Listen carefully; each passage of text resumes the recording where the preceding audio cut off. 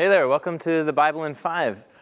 In this video and the next, we are going to be covering the book of Isaiah as you guys dive in to read this big and complex book of one of Israel's most famous prophets. This book is intimidating just because it has a lot of poetry, a lot of just stuff going on in it, and a lot of the poetry just assumes that you know the events going on behind it and that Isaiah is referring to. So remember, just big picture here, the prophets of Israel came along at different times through the kingdom period of Israel talked about in the book of Kings. And essentially the prophets are what I called covenant watchdogs. So their main goal is to speak on behalf of Yahweh, to be watchdogs for the covenant that they made with Yahweh at Mount Sinai. Are they going to be faithful to it? And so Isaiah begins his book we're just going to talk about this first half of the book here in this video. He begins the book with a really grand vision in chapters 1, but specifically chapter 2, where he reminds the people of what the promise to Abraham was all about. So why did God call Israel in the first place? He called them because the goal was that all nations would find salvation and blessing. And so he begins with this really grand vision that God's people in Israel will be made the centerpiece of what God does in the world, and that all nations will come and learn Yahweh's teaching and wisdom, and that it will transform the world into an era of peace and harmony, no war or anything like that. He says that's what Israel was called for, to be a part of God bringing healing and transformation to all of the nations. But the reality of who Israel is in Isaiah's day is a far cry from that. And so a lot of these first section of the book here is just Isaiah railing against the people of Israel for social injustice, neglecting the poor, for following after other gods. And so he just lays into them. He just really goes after them for abandoning Yahweh. But in the midst of his announcing that Yahweh is going to bring justice against Israel, he holds out this promise. And connected to this promise of God bringing blessing to all nations through Israel, he develops a new theme of a coming Messiah king who will be descended from the line of David. And in chapters 9 and 11 specifically, he develops this promise that part of God bringing salvation to all of nations will be raising up a king from the line of David for Israel, who will rule Israel and all nations in peace and justice and so on.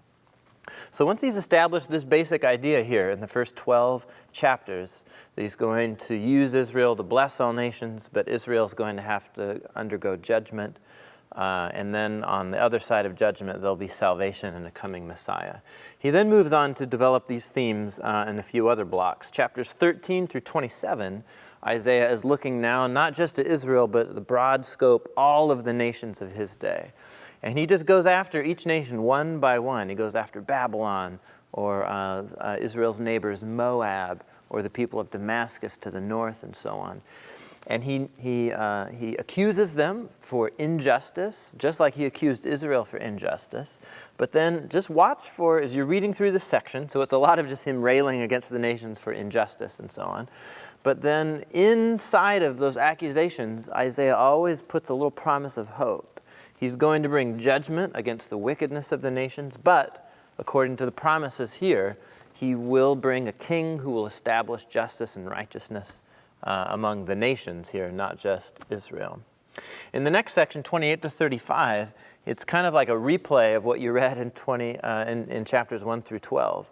And he goes more in depth in talking about Israel's apostasy, abandoning Yahweh, and so on. And he develops this theme. All Israel has to do is repent and turn to Yahweh, and he'll forgive them, he'll restore them, he'll send the Messiah, and so on. But he shows throughout this section of poetry that he's not hopeful, that the Israelites keep turning to other nations to look for help and not Yahweh. And so what you have here at this last part of this first main half of the book, 36 through 39, is not poetry. It's actually narrative. And it's a narrative story about how Israel was delivered from one of these nations, from the nation of Assyria, which seems like, oh, great, Yahweh's finally bringing salvation. He's going to send the Messiah. What's going to happen? But then the last chapter here, 39, we hear of one of Israel's kings, Hezekiah. And he enters into a covenant, or like an allegiance, with the king of Babylon. And this is very clear from Isaiah's take on this that this was a bad idea. It showed a lack of faith and trust in Yahweh. And so Yahweh announces, he says, I've been telling you all along to trust in Yahweh, that he's going to send the Messiah to bring blessing to all nations. But Hezekiah turned from Yahweh and made a covenant with Babylon instead.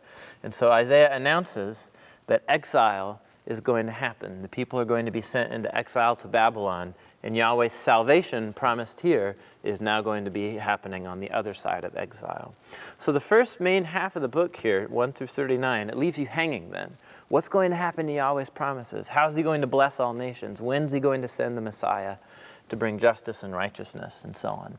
So that's the question that's hanging in your mind as you finish the first half of the book of Isaiah, and those are precisely the questions that are answered in the second half of the book, which we'll do in the next video. So see you next time.